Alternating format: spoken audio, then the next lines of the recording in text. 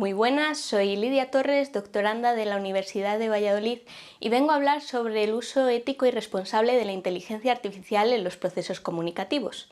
Y es que la IA ha transformado por completo la forma en que consumimos, distribuimos y producimos la información, los contenidos mediáticos y culturales. Por ello, esta ponencia se centra en ofrecer un decálogo ético que responda a los principales retos que son consecuencia de esta transformación.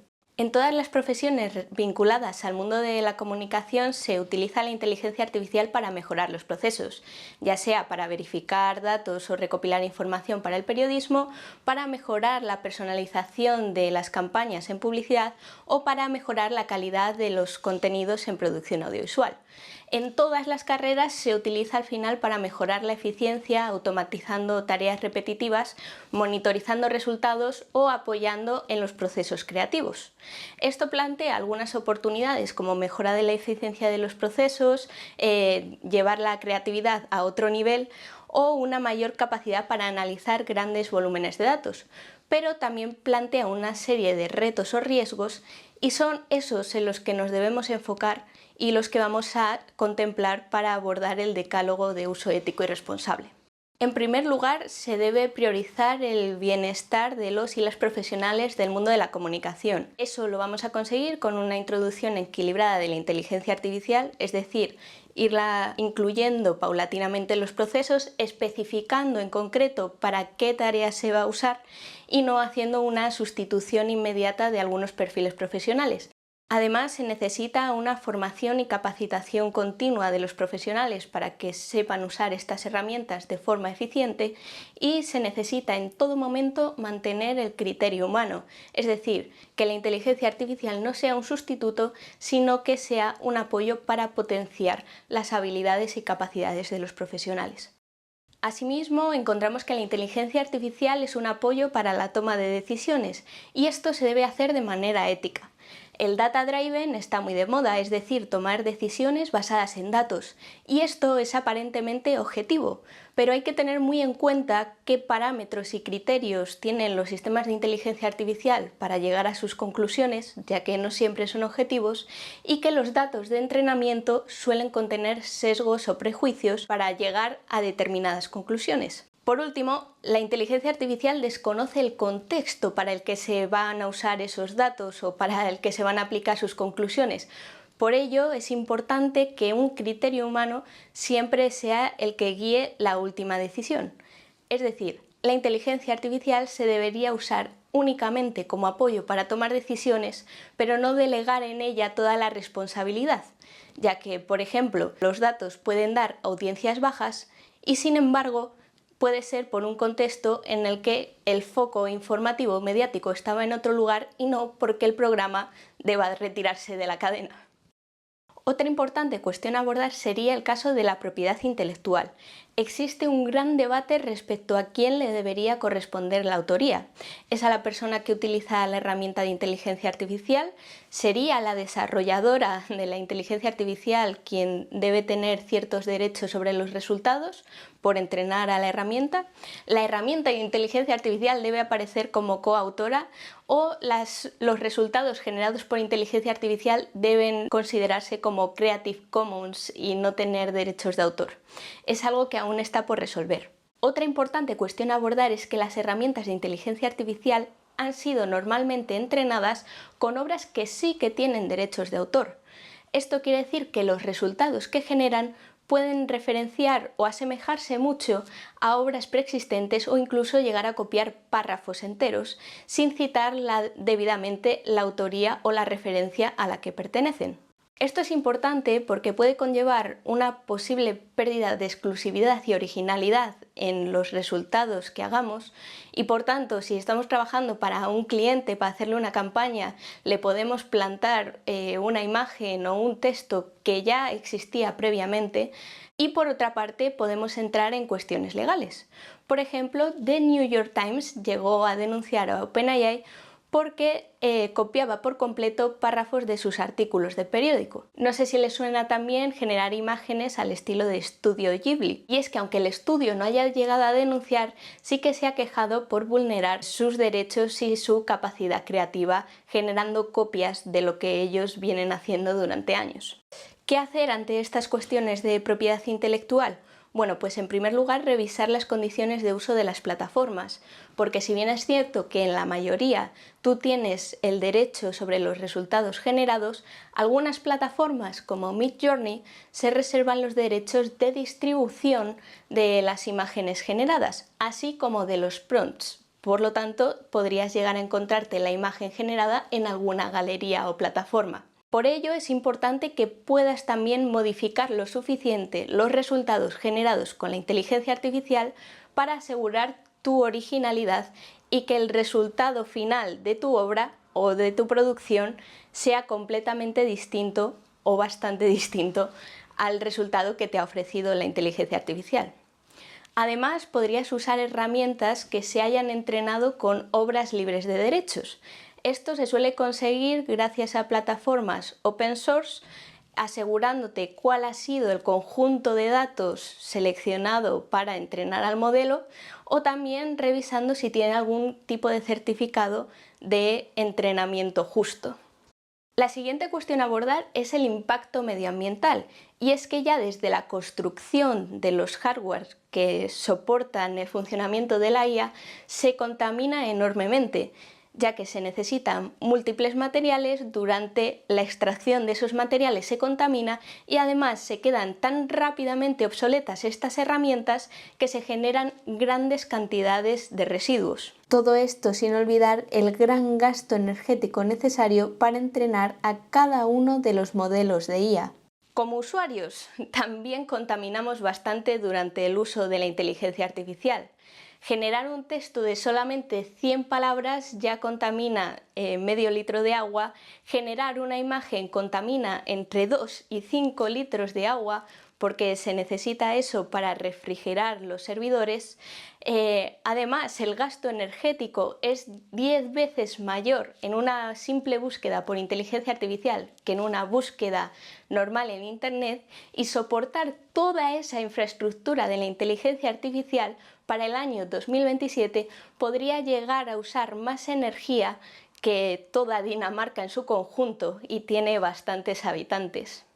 Por volver al caso de la tendencia del estudio Ghibli, en una sola semana, con toda la cantidad de imágenes generadas, se considera que se ha llegado a contaminar hasta 216 millones de litros de agua. ¿Qué podemos hacer ante esta situación medioambiental como profesionales de la comunicación? Pues bueno, siempre valorar cuándo es estrictamente necesario utilizar la inteligencia artificial y cuándo no, porque hay veces que sí que es cierto que nos va a mejorar la eficiencia de los procesos, pero otras veces simplemente se usa por pura comodidad, en vez de abrir el buscador habitual, buscarlo en la IA, o por pura diversión, para sumarse a una tendencia. Entonces, cuando no sea necesario, siempre es mejor abogar por métodos tradicionales, como puede ser hacer búsquedas en bancos de imágenes para dar soporte visual. De hecho, muchas veces te vas a ahorrar no solo recursos energéticos, sino también tiempo, porque si no estamos lo suficientemente entrenados y formados para usar la IA de forma eficiente, muchas veces vamos a tardar más en lograr el resultado que queremos obtener. Y esa es otra cuestión que debemos afrontar: formarlos lo suficiente para que con el mínimo número de instrucciones posible, el mínimo número de interacciones, podamos llegar a los resultados que queremos. Es decir, la formación es otra cuestión esencial para reducir el impacto medioambiental. Siguiente cuestión: discriminación y sesgos. Y es que, como sabréis, la inteligencia artificial posee determinados sesgos y prejuicios, y esto se puede deber, por un lado, a que los propios datos de entrenamiento o la información recabada ya tiene de por sí un determinado punto de vista o perspectiva. Por otro lado, las personas que desarrollan y programan los algoritmos de la inteligencia artificial también tienen sus propios sesgos y valores, y en los algoritmos e instrucciones van a priorizar unas cuestiones frente a otras. Por último, algunas informaciones están sobrerepresentadas, es decir, del conjunto de datos que se utilizan para entrenar la inteligencia artificial, hay más cantidad de determinada información y eso va a causar una falacia de la mayoría. Es decir, la inteligencia artificial, al analizar todos los datos, va a considerar más ciertos aquellos datos que son más accesibles y sobre los que hay más cantidad de información. Esto se puede llegar a contrarrestar desde la parte de los desarrolladores y aunque sí que es verdad que han hecho bastantes avances, hemos visto casos de que se ha producido el efecto inverso, como llegar a encontrar nazis negros, y esto ocurrió con la inteligencia artificial de Google en una de sus fases de entrenamiento, donde trataban de evitar precisamente esos sesgos. Para luchar contra esto, simplemente como profesionales siempre tener una mirada crítica y cierto criterio ante los resultados que nos ofrece la inteligencia artificial, sabiendo que puede contener prejuicios y nunca la verdad absoluta. Y por otra parte, también en los propios prompts que introducimos en la inteligencia artificial podemos pedir y solicitar que tenga una visión inclusiva, diversa, que utilice siempre un lenguaje inclusivo para que los resultados que genere ya puedan tener una visión un poco menos sesgada. Cuestiones sobre privacidad y seguridad. Simplemente para monitorizar los resultados o para generar segmentaciones ya utilizamos muchas veces enormes cantidades de datos que se analizan para tomar decisiones. Si bien es cierto que como profesionales debemos tener cuidado en este aspecto porque podemos llegar a incurrir muchas veces en una excesiva vigilancia y podemos llegar a vulnerar alguna serie de derechos. Por otra parte, cada vez compartimos más información y más personal como usuarios y usuarias de la inteligencia artificial. Y es que con esa apariencia de estar hablando con un chat parece que tenemos cierta privacidad. Si bien es cierto que estamos haciendo públicos, por así decirlo, o compartiendo con una empresa una serie de datos que jamás compartiríamos con cualquier persona. Y esto es importante porque ya hay hackers que han conseguido romper algunas barreras de seguridad y podrían llegar a hacerse con la información que compartimos con la inteligencia artificial. Por otra parte, hay que tener en cuenta que las propias herramientas de inteligencia artificial, de manera predefinida, muchas veces están marcadas con un check que puedan hacer uso de los datos que compartimos para entrenar sus herramientas. Esto es importante porque a lo mejor da la casualidad de que estamos escribiendo un libro, compartimos un párrafo para que nos lo complete o una parte de un guión y ese resultado generado o la interacción entre el chat y tú podría llegar a usarse o replicarse para otra persona, perdiendo así originalidad. Para priorizar la privacidad y seguridad, en primer lugar, como profesionales, siempre deberíamos limitar la cantidad de datos que solicitamos o extraemos de usuarios o audiencias. Por otra parte, como usuarios y usuarias de la inteligencia artificial, siempre hay que limitar la cantidad de datos que se comparten y siempre que sea posible intentar hacer anónimas las informaciones que se comparten, es decir, nunca compartir nombres y apellidos, nunca compartir datos de DNI, datos de contacto, datos bancarios o incluso información sensible sobre tu empresa. Y por último, siempre deberías revisar las políticas de privacidad que tiene cada plataforma que usas para que puedas elegir la más adecuada y actualizar siempre la configuración de estas plataformas para intentar que sean lo más seguras posibles en todo momento. Llegamos a la cuestión de la desinformación, y es que es evidente que cada vez es más fácil generar contenidos que imiten el estilo periodístico y de forma muy sencilla y sin apenas esfuerzo. Esto sumado a la automatización de los sistemas de difusión de información y que los deepfakes o vídeos falsos cada vez son más reales, puede promover una propagación de la desinformación entre la ciudadanía general. Además, la propia inteligencia artificial puede tener alucinaciones, es decir, que puede llegar a generar contenido falso, porque no está entrenada para decir que no sabe algo, sino que siempre va a generar un resultado que parezca verdad. Además, a veces se inventa las fuentes de información de las que extrae los datos o muchas veces genera sus resultados en base a blogs o sitios web sin demasiada fundamentación. Como profesionales, lo primero que debemos hacer es contribuir a alfabetizar a la ciudadanía, que sepa que esto puede pasar y que las herramientas de inteligencia artificial pueden contribuir a los bulos, enseñarles a diferenciar lo que es real de lo que es falso y estar al loro de las informaciones que se puedan difundir. Y por otra parte, pues como venimos haciendo en nuestra profesión, siempre verificar los datos, siempre contrastar las fuentes de las que se extrae la información. Por último, en los propios prompts o instrucciones que metemos a la inteligencia artificial, solicitar que use exclusivamente ciertas fuentes que nosotras mismas sepamos que son fiables y en las que podemos confiar. Y luego volver a verificar que nos ha hecho caso, porque aunque se lo solicitamos, a veces hace un poco lo que quiere. Ya hemos hablado de la facilidad de generar contenidos, que cada vez es más sencillo y más rápido, pues esto también nos puede empoderar como profesionales para conseguir que la accesibilidad de los contenidos informativos y mediáticos sea una práctica habitual, es decir, conseguir que cada vez más contenidos puedan ser accesibles para cada vez más necesidades diversas, ya sean visuales, auditivas, cognitivas, y la inteligencia artificial en este sentido puede ser una gran aliada para que la accesibilidad sea la norma.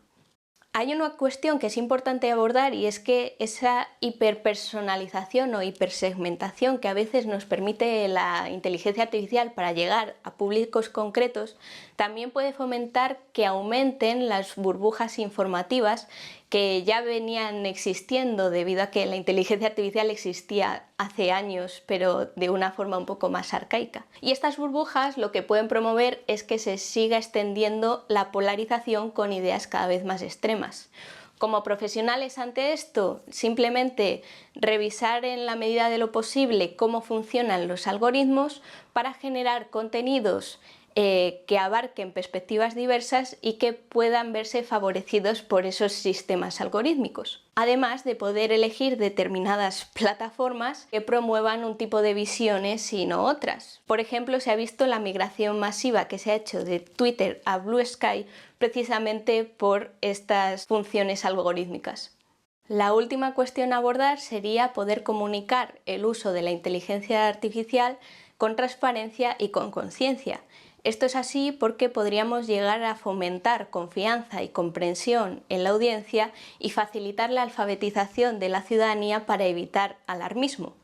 Como profesionales que utilizan la IA, siempre habría que decir que se ha utilizado inteligencia artificial. Y no solo eso, se podría ir un paso más allá y decir incluso en qué fases concretas se ha utilizado, ya sea para la ideación, para la planificación, para generar bocetos, y de esta manera la ciudadanía podría tener un conocimiento más preciso sobre para qué tareas se utiliza la inteligencia artificial.